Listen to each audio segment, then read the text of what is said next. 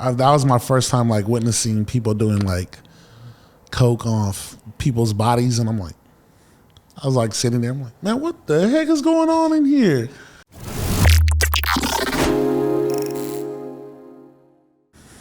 All right, y'all. Welcome to Creative Culture. Me and Nemo back at it with another one.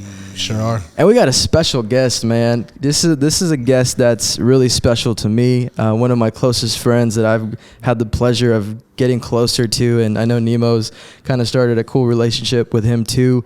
Yeah. Most people know him as Pastor Sean. He's Pastor Sean to me, but I just call him Sean sometimes. And he's a homie, and let's welcome him to Creative Culture real quick. Yeah. Yes, sir. Thank you. Our first official guest. Our first official guest. Ooh, that's big time, man. I appreciate it, man. Thank you guys. Heck I don't know yeah. about special, but we'll see what we got going on today. For sure special. No, man. Like, I text you, and I'm just like, hey, I had this idea, or me and Nemo had this idea for a podcast, and we just wanted to have you on we wanted to change things up, man, have conversations with people that we normally maybe won't hear. And I don't know if you've shared it with people before. Yeah. But I know I haven't heard some of these stories, and I'm ready to hear them today. I can't wait, man. Yeah. Cannot wait. Yeah. So, I know most people, if you're watching, you're probably a youth, and you probably just heard him preach. You've heard him tell his story about having your faith over feelings and facts over feelings. And come on, can I take a second to say, bro, your preaching is I don't necessarily listen to a lot of preachers. Like, I listen to just my few. Tell the man. Tell him. The way you deliver the word, your passion behind it is amazing. Like, I've been to a couple things where you've been a part of, and I didn't know you at that moment, but I was like, dude, this guy's energy is ridiculous. And the way that you share the message with so much passion, I got to take my hat off to you on that. Man, I appreciate that. Like, for real, man, because there's some people that are quote unquote up there, right? Yeah. And their energy is just, sometimes the authentic, like, you're authentic with your preaching. You don't hear that a lot.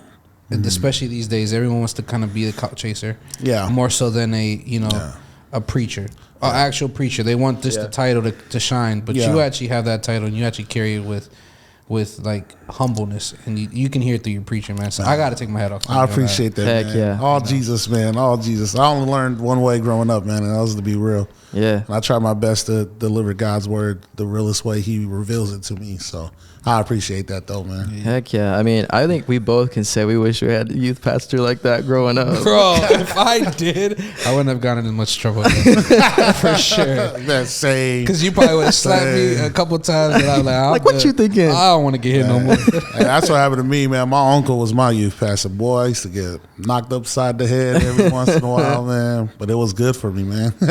So y'all were talking about, right now I cut it off because I wanted to talk about it right here. Sneakers. Y'all are both some of the biggest sneakerheads that I know. That guy. I have the knowledge. I just have a lot of knowledge in it. I have the knowledge. I have knowledge. You got the road trip. I'm just saying. I'm just saying. The road trip is right here. We got the sneakers on the cam right now, so you can see. You just go ahead and hold them up real quick. Come on, man. Like, these are fake. Fake or not, you still got the drip on. Still got the drip. Don't look them up. Don't look up the price, man. No. So I had a question for both of y'all because I don't know the answer. How many shoes do you got that you would like consider like sneakers? One. No, you don't. He's lying. Don't lie. Go watch his YouTube channel. He got sneaker reviews on there. Yeah, exactly. I got stuff in the vault that I've never showed, but I don't talk about those because I don't ever bring them out. Bring them out then. Bring them out. I got maybe like a solid, strong, like, I guess, heat. It's like 10. A 10 solid. Like, What you got, Sean? Boy said everything. He's got a room full. I do, in a sense that, yeah. Can I get you on my vlog so I can record your sneaker collection? Boy. I just got 4 new pairs. So, man, what you get? I got the Ben & Jerry Dunks. I don't even know what that means. Did you get the special box or just the normal? Special box. I got the off-white 4s, the creams. It's okay. That just rivals everything. It's okay. I have. Just Shout out to my wife for allowing me to. Thank you very much. But yeah, and then I got 7 pairs of Travis Scott's. I just like his design. His shoe designs are just like ridiculous. His colorways are ridiculous. Like brown is like, for me. I feel like he brought out like the brown in shoes now, and like everybody's starting to like use it again. So it's really nice. It matches with everything. Everything, and my skin color. You know what I mean? So I appreciate it, man. So I like the I would say about 20 heats. 20 strong. 20 heats. That's without the Jordan 11s. Like, and those are my favorite Jordans, the 11s, all the 11s. I have all the 6 originals. So like the Breds, the Concords, the Space Jams. The Space Jams, the Cool Grays, and the Blue Gammas. You getting the new Cool Grays when they come out? Nah, because I just got them. Like, I don't like the way they look. Yeah, the new ones that they just cheap, dropped. Too cheap looking. Yeah, and my wife wouldn't let me get those again. Yeah, I know, babe. I'm done getting shoes. She's in the comments right now. Like, boy. Yeah. So, but yeah, I love shoes, man. No, that's sick. No, I'm not even on that level at all. No, not close. He's lying. No, not even. No, but man, no, thanks again for making the time for us. And I just wanted to talk just about your journey, your testimony, because I know we chatted a little bit before this. We always hear, the good stuff, the mountaintops, but we never hear about the valleys that people really go through. Mm-hmm. And the stripped back, raw, this was my dark moments. These were some hard times that I think I was still trying to find myself and, trying to find faith, because that's a part of everyone's journey. Everyone questions it at some point, because that's completely healthy. Yeah. I feel like in your walk with God. And, I just wanted to rewind the clock a little bit. Going back to, I know family is everything for you. Yes. And that's a huge thing for you. And what was it like? I don't know if you've grown up in the church. Did you grow up in the church? Yeah. Yes, sir. Just real quick, like my parents are from the island of Samoa. So they moved here when they were pregnant with me. So when my mom was pregnant with me, they moved to the States. My older 2 siblings were born on the island. That's cool. And then when they thought about greatness in the belly, they brought it to America. We got to move. So, yeah, we got the land of the free. So they came out here, and it was a man, I'll never complain about how hard my parents worked to get to where we're at. Yeah. Like today, especially with all my siblings. There's 6 of us. Wow. Are you the youngest or? I'm the middle one. Ooh. So middle child. the forgotten one. So of course I had to find ways to make me not be forgotten and steal some spotlights. But it was pretty cool. 3 boys, 3 girls. And we grew up in Sacramento, California, obviously. Sacktown. We grew up in the hood of Del Paso Heights, so that's a part of the town on the north side, the nutty north. And but if you were from the streets, you knew that DPH, although it stood for Del Paso Heights, you knew it stood for deepest part of hell. So wow, we grew up in a very tough environment. My older brother was very involved in gangs and stuff, and in the streets. I mean, I don't blame him. We really had no choice. That's when your family's all up in it, Yeah. And you're like the first boy of the family. You're kind of prone to do it. Right? Yeah, it's like you got a choice, but you don't got a choice. Yeah. So he went on and he dabbled in that life a lot. And then for me, man, I was always I was too soft, man. I was like, man, I ain't I think I'm gangster, but I ain't gangster. I was like, man, I don't think I could do all that. So man, sports was what came about. Yeah. And how old were you when that kind of? Well, just playing on the streets. Yeah. Just playing on the streets. I never got into an organized sport till I think 5th grade. 5th grade, I got into an organized flag football at our school that they allowed us to play. My parents never really had money to put us in those extracurricular activities like Pop travel Warner ball and all that. or Pop Warner. Me and my younger siblings, we were in the Boys and Girls Club. Yeah. So like we would play, basketball and I learned how to actually golf in Boys and Girls Club. Tiger Woods. Not that I'm good, but I learned that. Well, at least how to hit a ball. And then I just learned on the streets, right? You just play tackle football. Teach me how to hit a ball. Can't play golf to save my life. Yeah, say, bro. My older cousin or my little cousin took us one time, me and my dad, like 2 months ago, and I lost like 7 balls. I didn't know where they went, and I got bad eyesight, so I was just kidding. I was like, he's like, oh, it's all right, you got another one, man. I was like, dang, all right, I guess. Happy Gilmore with it. Yeah. So it was just a real good time for me to like play everything. So I was just like played basketball, pick up basketball at the local park next by our house. Flag football on out of school, and then tackle football in the streets with all the neighborhood kids. Yeah. So that was a fun time. And then when we moved to Fresno is when I actually like got into playing like sports, because it was like that out here in Fresno in middle school they allow you to have padded football for free. Wow. Yeah, they like you get your pads and everything for free, and you can play for your local middle school. So I didn't start playing football, organized football, till 8th grade. 8th grade.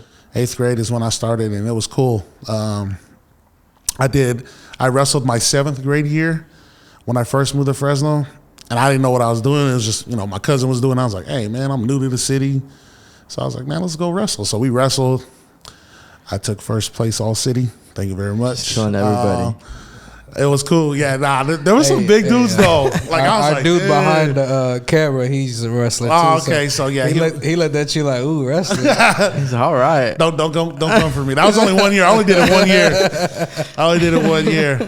So I did wrestling, and then I did football at Cooper Middle School before it became a smart school. It's an academy now. That's why they're not really good at sports anymore, but at least they're smart. And then I was learning took a little shot. I was learning how to play football, and then I went on to Fresno High. So like that's when you everything like I switched the gear to like, oh man, I gotta take this serious, So like I promised my mom when I was like 12 years old, like I'm gonna make it big and in the NFL. Like just wait. What position did you play? Other than left bench, I played right bench. Yeah, right.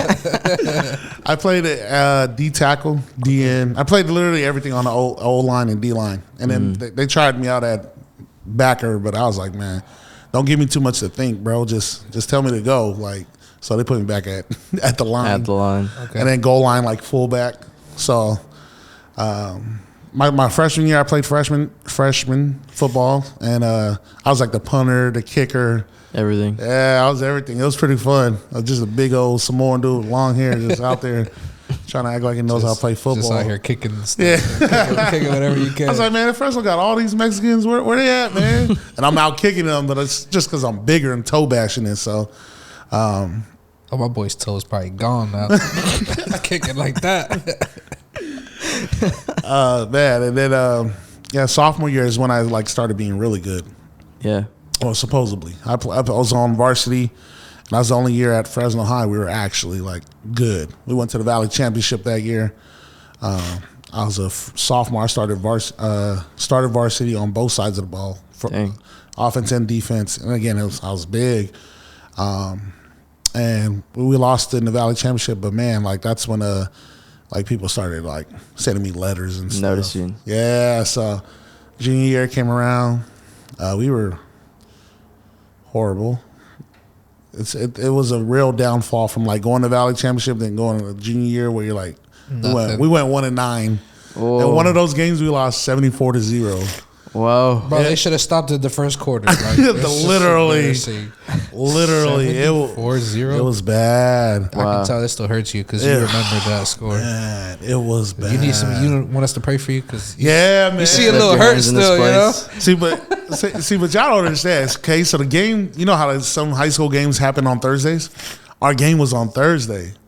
So that meant we had to go back to school the next day after losing 74-0. I would have been sick. I would have been sick. I don't feel good. It was so bad. Teachers and students just making fun of us. Really? Like you couldn't even say nothing. It's like all right, whatever. So when you get out there, did you ball out at least? No. No. No. No.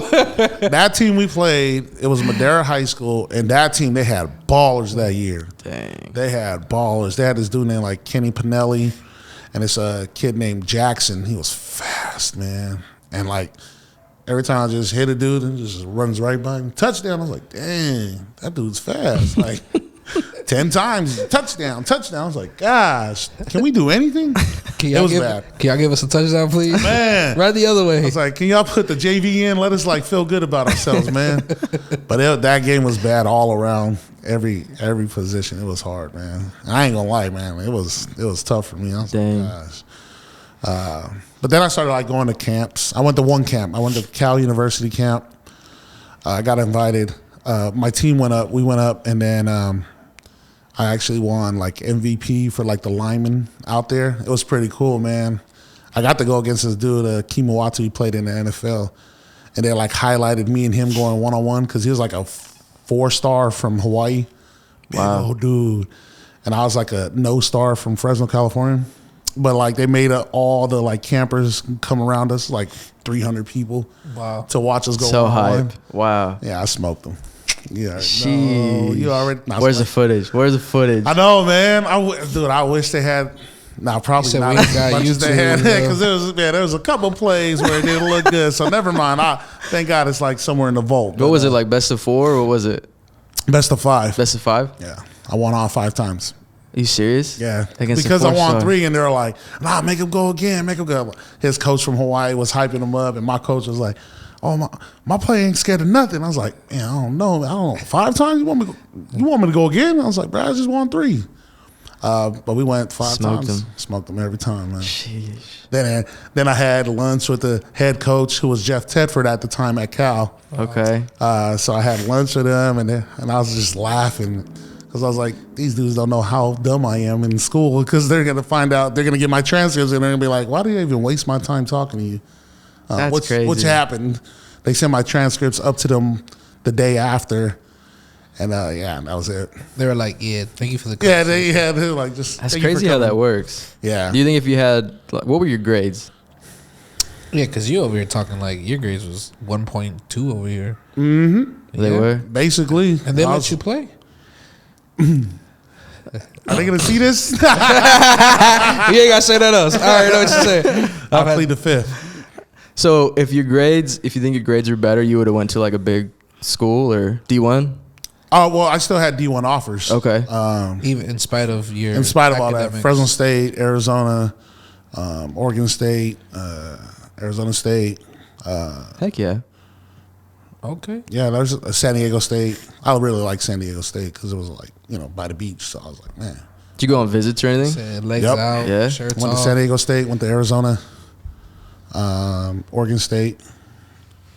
And yeah. So what that process look like? How did after high school look? So, Did you put on a hat? No. What hat did you choose? oh yeah, Fresno City. Man, I didn't have grades. Well, grades commutative was good because in the summer I would take like redo classes and I'll get an A in the summer. So it helped bump my GPA up overall. Yeah. But still my SAT scores were bad, man. I remember Oh man. I was hungover. I only had one chance to take the SATs because I signed up so late. And I was hungover.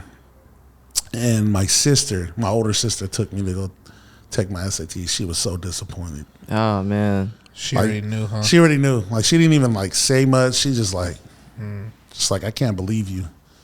Like this is the opportunity of a lifetime and you're just gonna. So I went and took it and I already knew from the gates I was messed up. I was like, man, I ain't gonna pass. Wow. So and then after that my sister picked me up again. And you know when you can sense somebody's like disappointment in you? Yeah. Yeah, man, that was tough. Cause I love my older sister, man. She was like our second mom, Yeah. When moms was working, she was the one that was helping us out with school and trying to get us on the right track. So to like feel her disappointment, man, wasn't cool, man. She took me to Jack in the Box though. I appreciate her. Get you something real greasy. Something real bad for me. Soak that up. And then went home. Yeah, so needless to say, I ended up going to Fresno City, and I did 2 years over there. I was shocked though, because I thought I was the man. Man, when I went to Fresno City, I ended up understanding how much of the man I wasn't. Like, we had ballers from like Florida, Georgia, all over the place, right? Texas, yeah, because they come, like, half of the team was from Cali, but then the other half were like from all the like south and eastern states. That we had this dude from New Jersey, was, man, big old dude, and I was just like, gosh. And I didn't even start my first year. They had me behind this guy. He went to UNLV, but because of grades, he got kicked back, so he had to go to junior college. Yeah. So he came to City. It's like 6'3", like 310, big old buff dude. I was like, dang. I was like, man, I ain't no punk. I'm finna play for my position though. So I thought I was too good, because I didn't even go to like summer workouts leading up to the season. I was gonna ask you, like, did you train or just rely on natural ability? Natural ability, man, and that was like one of my main problems, man. Like, for me, I always think like it wasn't like it was my fault, and then some of it was like I never really had competition like that, like to press you, to press me, to push me to do anything. Just like one of my friends, he was like the only one that pushed me, but he was like our running back, and it's because he went to Texas and he learned how to lift for a year in high school football out there. So when he came back, he was like trying to push me. But man, I was one of those guys that didn't like to be pushed, because I never really had to deal with competition in something. Yeah. So I just thought I was the man. But that gave you. JUCO told you real quick. Oh boy, JUCO shut my mouth real quick. Boy said, you thought. Yeah, literally. Like, we had a DN from Florida. He was the fastest dude on the team. Jeez. He was like 6'4", like At the end, fastest DN, 250, 260, faster than the wide receivers and everybody. I was like, dude. So I saw what real talent was when I went there. So, dang. So you were at Fresno City, right? Yep. For 2 years, or Wow. And then you went after that. What? So after that though, dude, I couldn't transfer out because I didn't have the right transferable units. Because I was dumb, you know. I was Signing up for whatever. partying, drinking, and I just did whatever it was to play the next year. I did all the classes. Like, I took African American Studies like 4 semesters in a row. Just Because I knew I could get an A in it. Like, it was like, you just show up. Like, the professor was heckin' cool with me. So all I had to do was show up, and I got an A. But that was just for me to have good grades to play. I wasn't thinking long run, right? So it was tough, man. After I couldn't transfer out, I fell into like a deep depression, man. Shoot. Like, just the toughest time, the darkest time of my life, man. Where at the time it was the darkest point of my life. Where I was just taking pills, right, to numb the pain. It was back in the days where Lil Wayne was, I'm a pill popping animal, you know. So I was like, oh, what kind of pills you talking about? So I was out there partying, drinking. I really liked smoking. Like, I was a weed head. But the pill popping, man, that's what, like, I overdosed twice off my pill popping. Wow. And my little brother found me the first time. The second time, my little brother and my best friend, one of my best friends, found me the second time. So it was a bad time, man. Was that a wake-up call, though, when those 2 moments happened? Or not really, it man. was just like, all right, whatever. Yeah, I was like, oh, thank God. You know, because at the time, like, I was in depression for, like, a dark depression mode for probably about a year and a half. Because at the time, I was still living at my parents' house. And my mom, she don't play. Like, oh, no matter what we're going through, no matter what we're doing, we're still church every Sunday. So, like, even the first time, I remember, like, I woke up just drenched in sweat. I was on a hospital bed. I'm just like, man, what's going on? This is going to be crazy because I know this is coming out, man. My parents are, they still don't know the whole story. So, my little brother and my cousin and one of my best friends they kept it under wraps for years. Like, obviously, till like what, I'm 31 now. So it was just tough. It should have been a wake up call though, right? Because I know Jesus. I grew up in church. My dad was a youth pastor. So I was a PK for a little bit. We actually begged my dad to stop being a youth pastor because he was always away from home. Yeah. I know that experience. We know that. Yeah, right? Yeah. You know what I mean? Like, so you like, We're PKs. yeah. So it was like, my dad did it. Like, he was only a youth pastor for like 3 years. Wow. And then, man, he shut it down. And I was like, man, I was forever grateful. And I knew he did it at the time because we were all of us were coming up in sports, and he didn't want to miss that stuff. So those opportunities, yeah, to be there. So about the wake up call, should have been a wake up call, man. But man, I was so entwined with like Your misery, my in a way. my darkness, bro. Yeah. Like I was so at one with being so like just sinful and just like so dirty and toxic, you know, because at the time I couldn't feel the toxicity of it. Yeah. Like I just thought that was life, man. I really just thought like, hey, man, some people just live like this, you know. It like things didn't change for me. Like I didn't understand like God and like His goodness for my life. Although I was going to church, I didn't really understand it till my older brother got shot. That's like when they like hit me. That was the wake up call. That was the wake up. That was the wake up call. When my older brother got shot, dude, we were at youth group. Wow. And he was like, him and all my cousins are like, yeah, we're gonna leave early. We're gonna go drink. And I was like, bro, why y'all leaving for? Like, we're at youth group. Yeah. And they took off, and like 2:00 in the morning, man. Community regional hospital calls, and just gotta come see, identify. And we pull up, and thank God he didn't die. You know, they just had him laying on the bed, and that's still scary though. Scary. Heck yeah, man. Like my older brother's like the biggest inspiration in my life. You know, I mean, you're a younger brother, right? So who do you look up to? You look up to your older brother, your pops. Like that's who you look up to. For sure. The men in your life.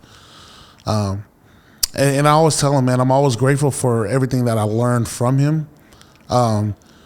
Because he always told me that, man, especially when I was younger, man, he's like, man, everything I do the opposite. Because I don't want you to get involved in this life. You know, so he was the one that was like pushing me away not to get into the streets and push me more to like get into sports and stuff. So man, it was hard, like getting that phone call. I was like, man, like I'm crying on the way to the hospital. I'm like, man, you took my brother. I didn't know if he died or not. Yeah. And then we pulled up, man. He's just in the bed. He's laughing. My mom's all yelling at him and Samoan and stuff. And then, he says a couple things, but I know one thing that I took from it is like, I remember him like saying like, hey, it's crazy that we serve a God of second chances. And then that's when it clicked for me about who the God the God that I serve. So it's crazy, man, how sometimes, it's like you had 2 wake-up calls, but they didn't wake you up. Yeah. It was just like a poke. Yeah. And it's like you can know God, but not know God. Yeah. And it isn't until sometimes we can go through issues, right? Our personal self. And it's not a wake-up call for us, but when someone close to you goes through it, it's a wake-up call to you. Come on now. And that's good. Your brother had to. My brother said the same thing growing up. And my brother always did he always told me, do the opposite of me. And at a little point, I did what he did. And until one day he shook me up. He said, no, you're way better than me. Go do that. But it took until I've got into some issues, but it wasn't until one of my best friends died that it woke me up. Yeah. It's like you had, obviously I didn't have overdose like you, but like those moments of somebody close to you. Sometimes somebody close to you has to get hurt for you to learn. It's either you next or get up and do something about it. Yeah. So that's crazy, man. Yeah. Yeah, and it was just it was a wake up. That was a wake up call. Then I started like serving in my church again, helping out with the youth. And then I got like a phone call to like play football again. And they said money in football. So I was like, psh. So how long is this after your last like college ball? About 3 years. 3 years. Whoa. 3 years. 3 years. And I had never played football in a while. You were a little rusty. I was hecka rusty. Like I don't know how my film went to one of their friends and sent it to their friend in France. It's like, oh man, this guy doesn't play no more, man.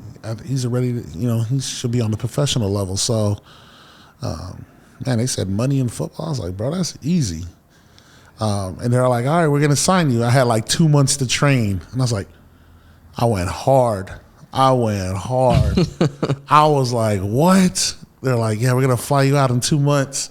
Our season starts like 3 weeks after you get here. And Wow. So I was like, man, send me the plays, send me everything that I got to learn. And they're like, oh no, you're like going to be the captain of the defense too. And I was like, oh shoot, like I was like, what is going on? So I'm like, I started stressing, but man, I started putting in work. Yeah. I was working out at my routine was 8 a.m, 3 p.m, like 7, like just a little bit of cardio, 7 p.m, and then 12 a.m. That was my favorite time to work out though. Midnight, because everybody was sleeping. So I had a punching bag in our garage, and I'll just hit that thing, and I'll go jog around the block, like 4 blocks. Go back to the bag for just trying to work on my core. Go back to the bag for about another solid 30 minutes, and then go back and run again. So I did that from 12 to 2. And then I had my older brother or my little brother and my cousins help train me, or not even train me, just keep me accountable, Yeah. And then my parents' house there was down the street from the park, so 8 o'clock in the morning I'll be at the park working out, just literally reteaching myself how to play the game. Were you still in party life and all that at that time? Well, for those 2 months, no. For those 2 months? Those 2 months, because I was training, I was like, I don't got time to play around. You didn't want to miss your opportunity. Yeah. I was like, man, I got to get right. Yeah. So for those 2 months, no, I didn't do none of that. So I was just out there. Your punching bag was your drink. Yeah. In a sense. That was and awesome. running was your weed. You know what I'm saying? Yeah. At that moment, yeah. Literally. So yeah, I was just out there just grinding for 2 months. And Yeah. then they flew me out. Got there. I was there out there. They took another American from Texas. So me and him got there at the same time, got to chop it up, talk about man, I wonder how this is going to be. Let's see what they got in storage. So our first day there, dude, I was jet lagged, and they're like, oh yeah, we got to go do a signing. And I was like, bro, we just got here. Nobody even knows me. They're like, well, all you got to do is put Americans and they're going to come. I was like, oh, all right. So we went and did that. The first day we got there, I was like, bro, they were tripping. I was off a 14-hour flight. Ooh, jeez. And the dude from Texas had it better because they flew him from Texas to New York and then New York so it was only 5 hours for him on the plane. For me, it was from San Francisco all the way to Paris, France. I was like, bro. In the regular seats. One way. Oh, no, I actually had the... Yes. Yeah. He was good there. The money was good, man. But I actually, believe it or not, I gave up my seats to... I always looked for a mom with a child that were traveling, Yeah. And I'll just give it to them. Wow. So... It is because I didn't really need anything. I mean, they would, no matter what it was, they probably had better food, but everybody had food because it was a 14-hour flight. Yeah. So I wasn't missing out much. And then I had a bed and a lounge to myself. So I was like, man, I don't need this. So I would give it up to. I would always try to find a mother with a baby. And then I would give it to them because 14 hours. Yeah, especially with a little child. Mm-hmm. Yeah. And now that I have a son. Thank God. I'm 14 hours. Nah, man. So I don't know how they did it. In a little plane. Yeah, bro. So you're this in the chair. Man. So I would always ask the stewardess, can I just get the last seat all the way in the back? If I can get 2 rows to myself. She's like, oh yeah, there's always rows all the way in the back to yourself. She's like, you really don't want your first class? I was like, nah, I'm good. So I was just chilling in the back, man. Just watch I'll watch 4 movies and then we'll be there. So that's cool. That was the life. So how long were you playing there? So I played overseas for 3 years. 3 years. How did that go? My last year was our best year. My last year we won the Eastern Division Championship of France, and we went ahead. And I don't know what they called the second one because after we won the East title, we played the team from the West and we beat them. Okay. So I don't know what they called that title, but we won 2 titles. But then we lost against the team from the South or from the North. So you said that you didn't party for those 2 months. So in France, yes, or Paris, wherever you were at, yes. Yeah. What was life like? How was that like? Because you're an American, yeah, football player. Yeah. I'm not imagining you're going to church at this time. I'm mad, yeah, for sure.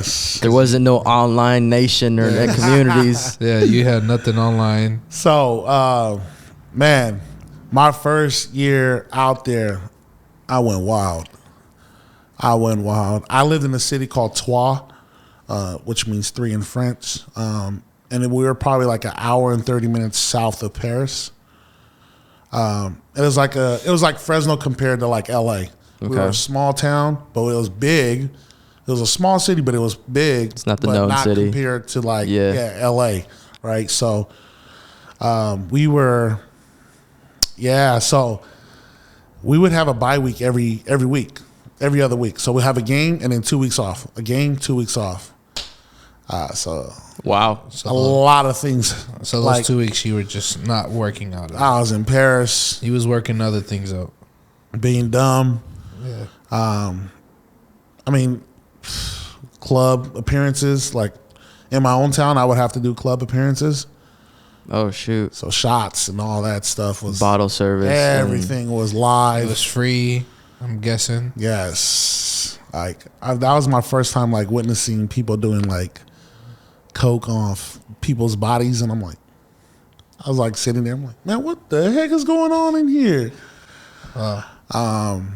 But it was a very lavish like nightlife out there. It was real crazy. And then again, just being the American. Yeah. That's all they had to say is, oh, he's American. And then the way I talked, and then they're like, oh yeah, because there's a lot of like English people out there, because they're all so close together. Sure. But then they can tell like how different my English was from other English people. So, and then I was big and Samoan, and they don't know what that is. You all dark skinned. Yeah, so they're like, oh, what is this? I was like, I'm from the island. Just put it like that. So, but you're American, right? Yeah.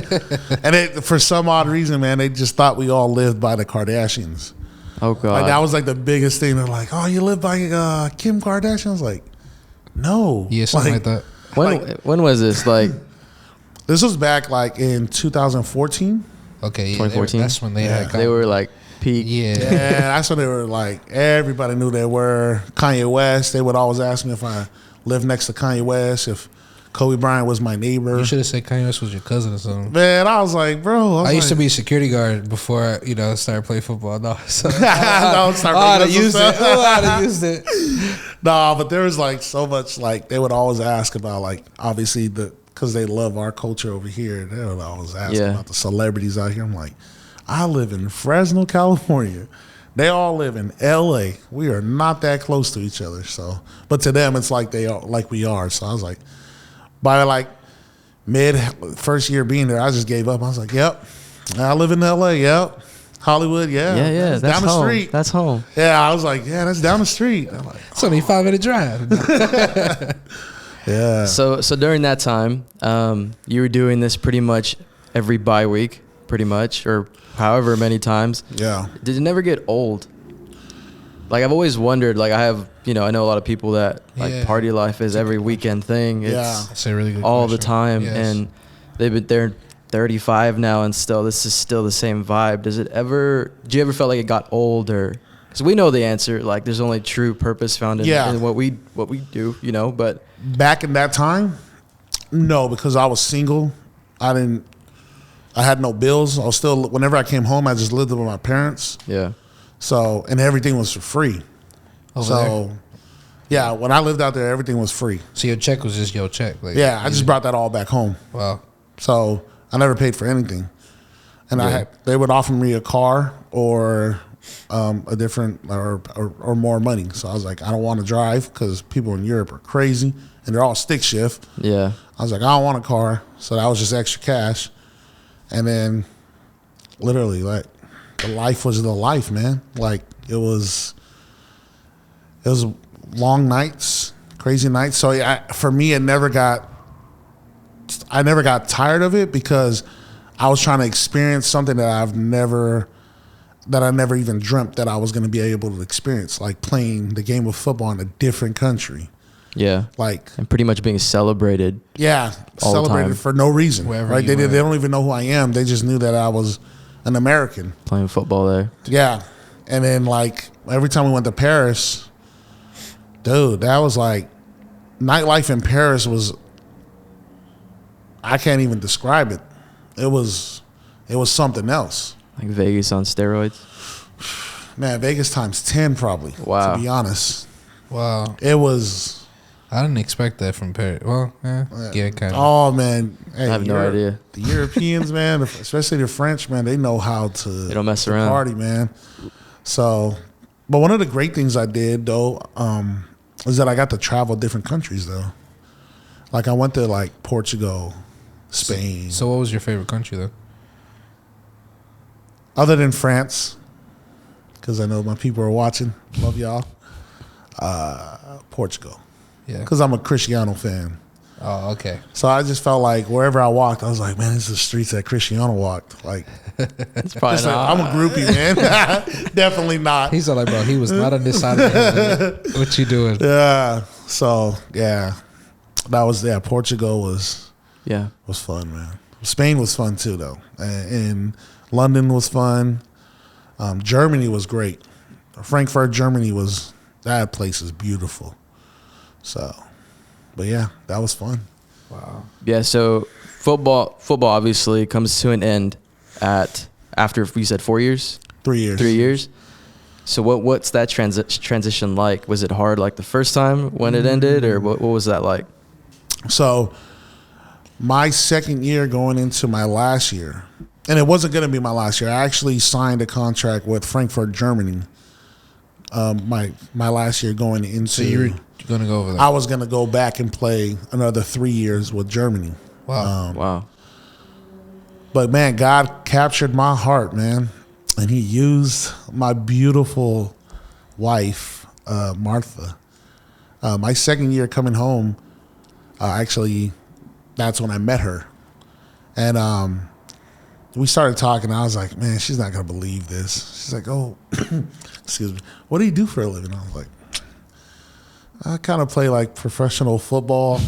Overseas. And I already knew. I was like, man, she's probably gonna be like, man, this guy is fake. Like, this ain't real. This boy. But she actually was like, oh, that's so cool. Like, she was like, oh, tell me more. So I was like, oh, cool.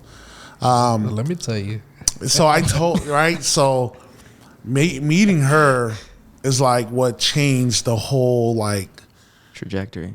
of everything. Yeah. Wow. Of my life, man. That's awesome. Seeing the love that she had for Christ, I was like, man, that's crazy. Like, I didn't know people can love Jesus like that. Like, I know people that love Jesus, but man, the way She loved Jesus. the way she like glows, like lights up talking about Christ, I was like, gosh, that's beautiful.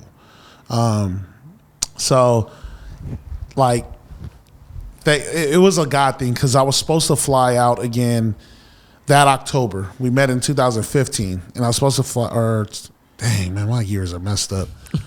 We met in the beginning, like halfway when I came back home. We met, and I was gonna leave again in like 2 months, and like contract was signed, and my team calls, and they're like a month before I leave, they're like, hey, we're not gonna bring you this October. We're gonna bring you next January.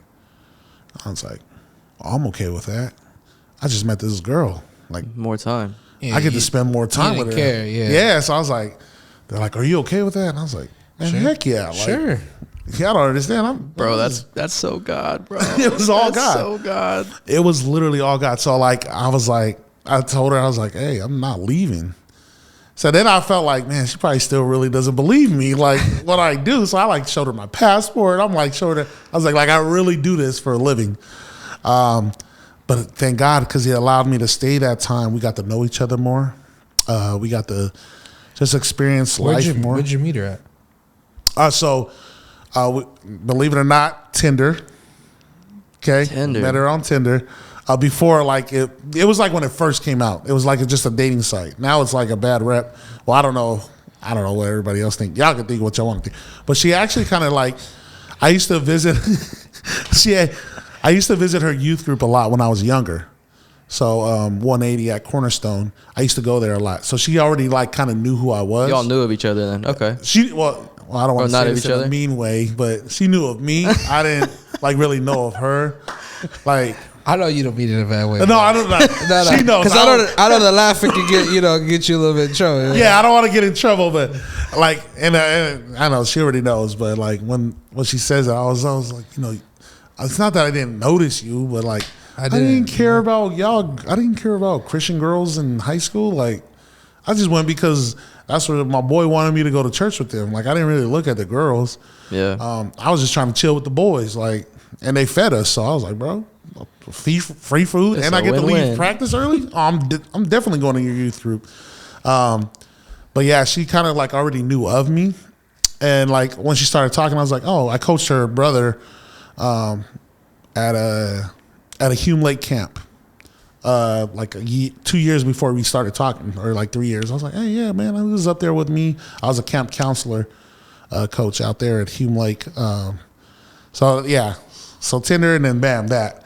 Wow, that's cool. But then we spent that time together, and then I did I knew she was the one. Like, so my last year going overseas, instead of like, I was still doing the party life because I had to uphold this like image because I already started it of that I was the guy that would go Party club appearances, but I stopped drinking.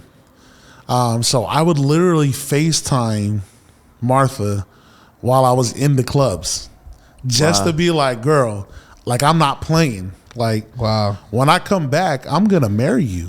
Wow. Like, so I would literally, and I would just be sitting on FaceTime because I had to make club appearances with my wife, just chilling, chopping it up. She's like, babe, go dance. And I was like, if I'm dancing with. So I would literally go on the dance floor and like dance with my phone on FaceTime, like, because I knew, like, God knew what He was doing. God knew what He was doing. I didn't want to hide nothing from her. Like, even when we would be at our friends' houses, like all my boys would be like, man, she's the one. They saw like a change in me when I got back. And like they would I would put her like on, like sit her on like something to hold up while we're eating dinner, stuff like that. So, and the time difference, romantic. Okay, man, I was trying my best. And there'd be nights where I even stay home, and like people, like my boys, that would question me. They're like, man, you're not gonna come out? I was like, man, I just literally want to be on FaceTime with my wife, man, or with my girlfriend at the time. I was like, I just want to be on, Yeah. So, that's how like I knew like when I go home something was gonna change. Either I was gonna marry this girl, or I was gonna marry her and we'd go to Germany. And she already started looking up churches. First thing I told her, I was like, I just signed this contract with Germany, and it was like 2 weeks left of me being in France, at Frankfurt. She already started looking up churches. That's just who she was. She was like, oh yeah, babe, this church right here. And I'm just like, oh my gosh, this girl. I was like, all right. So that's what like kind of led me to pray the prayer of like, God, thank you for what you allowed me to do overseas and playing this great game of football and making money. But I don't want to do it no more. Especially because after meeting Martha and knowing like Jesus, like the way I should have known, I was like, man, I don't want to do football no more. Your priorities are changing. It changed everything, dude. It changed everything. So I have this in me, and I feel like God's call on my life is to let people know more about Him than it is for me to enjoy playing this game of football. That there's so much more to life. Oh yes, definitely, 100%. Yeah. Wow. Dang. So what was the point where you said, no more Germany, like it's done? And like, how did you tell Martha, and how did that all happen? I came home. There was this series from Pastor Craig Rochelle, called Dangerous Prayers. Okay. And me and my wife took a walk. She was still your girlfriend? She was still my girlfriend at the time. We took a walk And we're like, man, I was like, you know what? Let's just pray some dangerous prayers. Let's throw it out there. Prayed these dangerous prayers. Came back home. The next day, I called up a Fellowship of Christian Athletes, and I was like, my teachers from high school kept telling me, like, you need to be involved in this organization. Like, they need you. You need to be the man on this organization. Called up the director, met with him, and then that was it. God knew. That was it. And I was like, came home, told Martha. She was bummed because my wife wants to travel. She was ready. She was ready found to a church. go. She found a place to live. She was trying to, yeah, she was like, Los vamos. she was ready to come. She was like, man, I don't want to be in Fresno. I just got my family here. That's the only reason why I'm here. Like, I'm ready to go anywhere. Again, she had the church picked out of what church we were going to attend. Yeah. And then when I kind of told her, she's like, oh, yeah, okay, babe. Like, whatever God wants. And I was like, girl, we both prayed this dangerous prayer. So don't throw me out like it's my fault, man. I was like, dude, we did this. So, and at the same time, her job, she was working at housing authorities. So she had a great job. But after, like 2 days after that, I think they released her from the job. And that's how we just knew, like, ministry was it. Like, we're going to jump into this.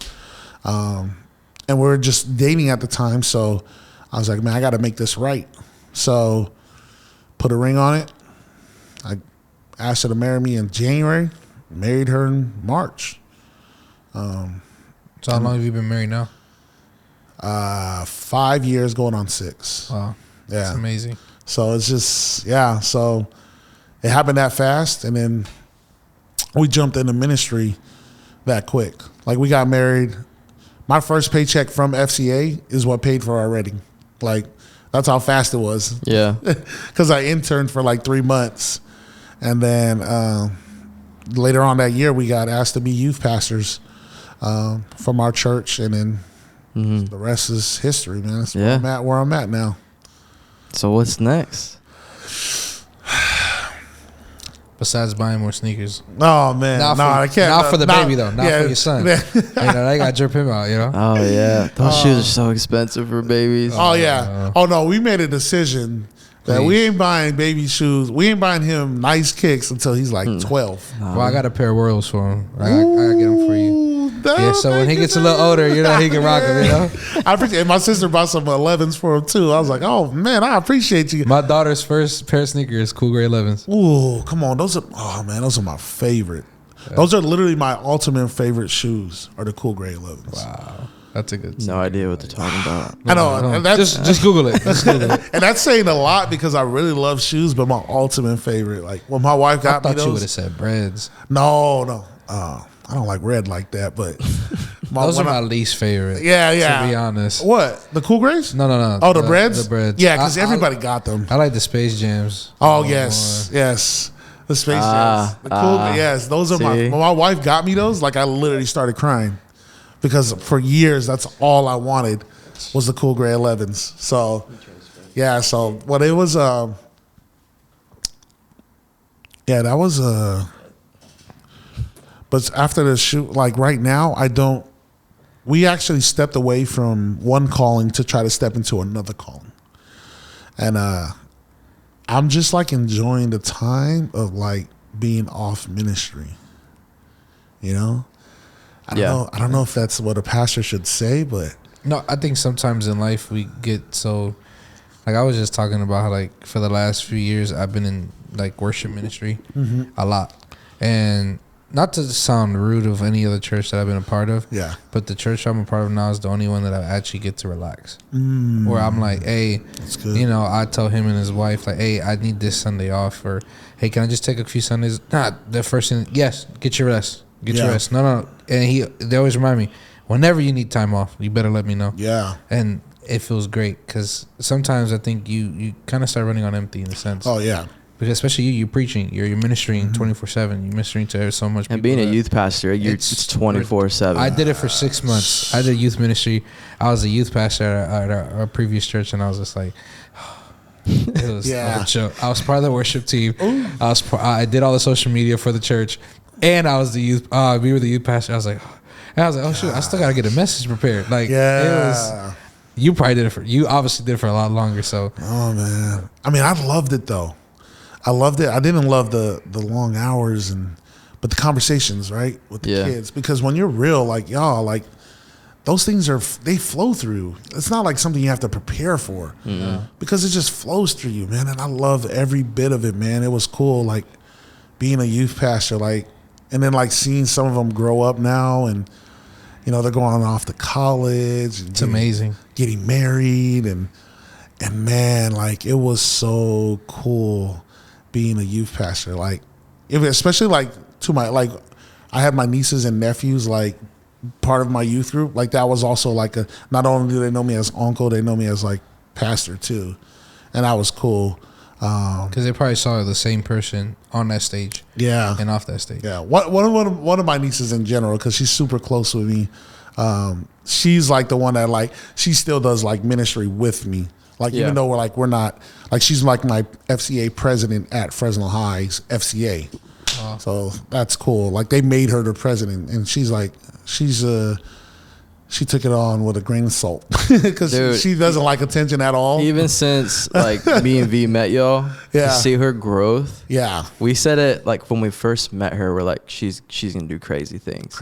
And just to see her leading like prayers at these 200 kid events, and like, dang, come on. I can tell you're a proud uncle because you always post. Oh yeah, man, that's my youngster right there. I love that, man, because I have a niece that I'm really close to. Yeah, unfortunately, she lives 3,000 miles away. Wow, but you know, we don't know what the future holds with her, but you know, like hopefully, God willing, she ends up moving with us.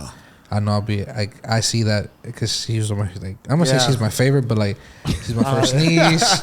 You know what I mean? I grew a love for her. My daughter looks just like her. It's just ridiculous. So I see that, like, you're a proud uncle for sure. Man, I love to see that. You know, and then like because I've been able to walk life with her, she has that influence now on her younger cousins. Yeah. You know, and they get to see her in that light. Yeah. You know, so it's so awesome to see, man. And I'm just so proud of her and just all the youth, like, and I know like in a season, there's always seasons where like between like 18 and like 25 where you're just like, what is life about? You know, especially like right after youth group, right? Because you don't want to be considered like old enough to like be with your parents. Yeah.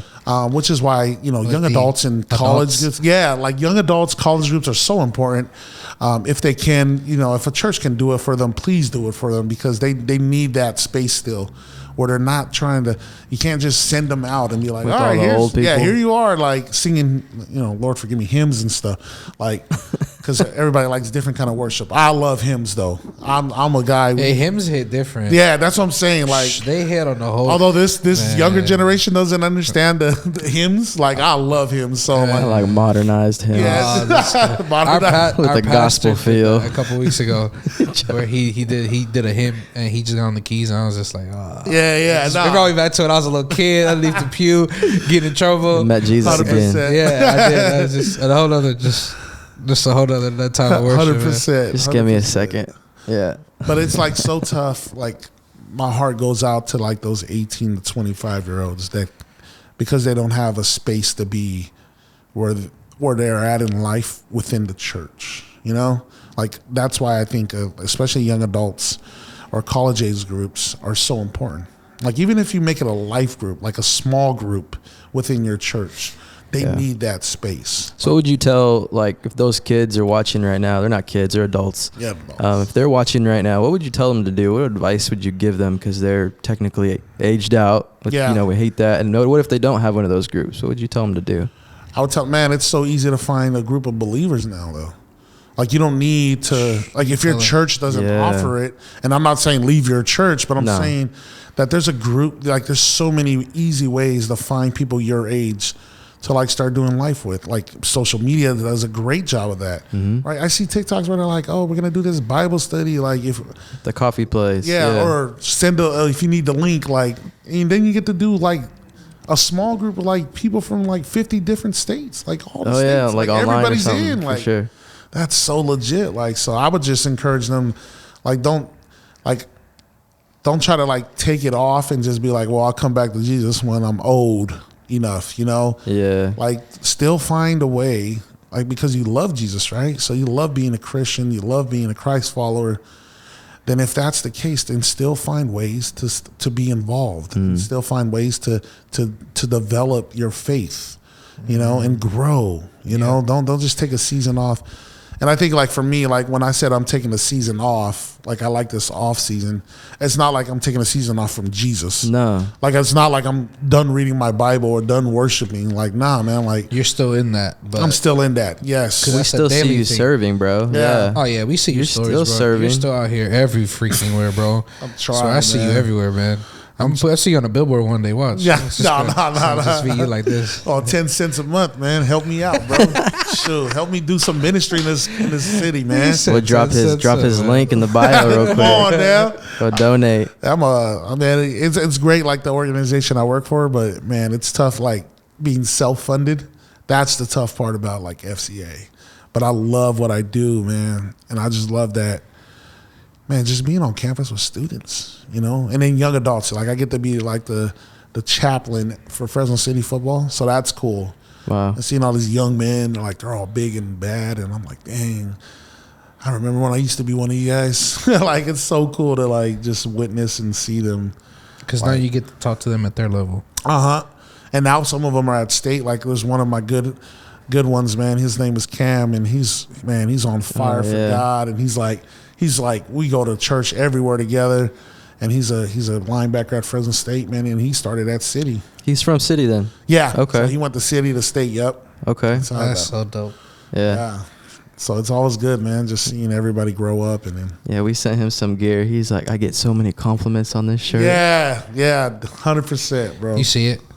You already know. You see it. Both colors.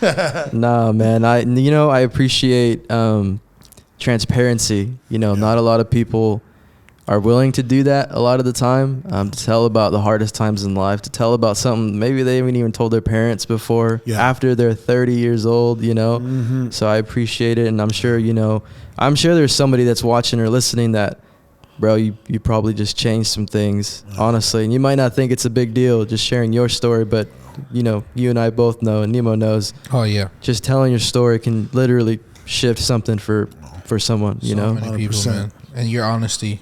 Yeah. Wow, it made me respect you on a whole nother level.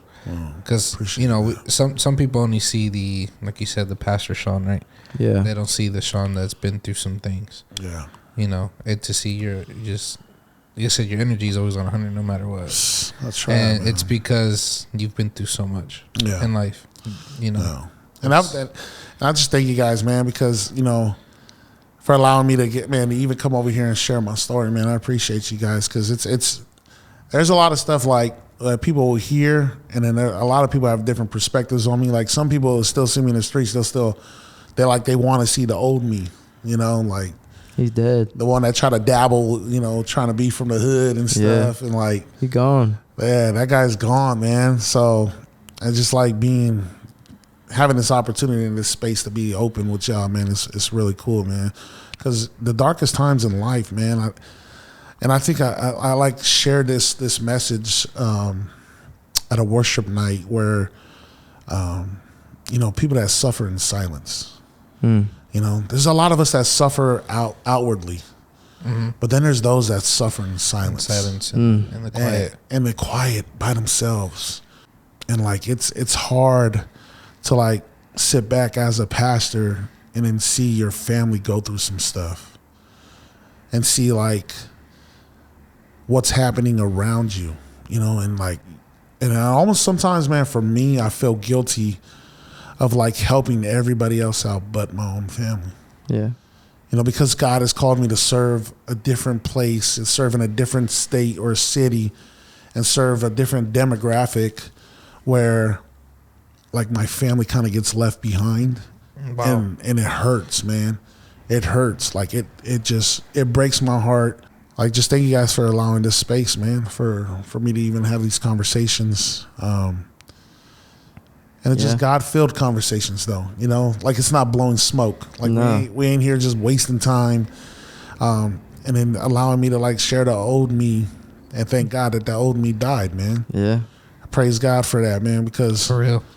like, you know what I mean? Like, because we could all be in some other stuff, talking about some other stuff. Yeah. But I thank God for his goodness and his mercy and that cross that we get to come here and just be real and authentic about the God we serve, man. So do thank life you guys. together. Yeah, Yes, sir. absolutely. No, thank That's you. all about. I think that's That's it. a great way to stop it there. Yeah. I know we can keep going forever with Yeah, this man. through the show. Turn this off so we can keep going, man. No, appreciate you guys for watching. If you're still Yes. here, leave some love for Sean in the comments. Please. Like this video, go donate to his link. It's gonna be down there. Go follow him on IG. All his info's down there. But yeah, thank you guys for tuning in, and we will catch y'all on the Later. next one. See ya. Yes.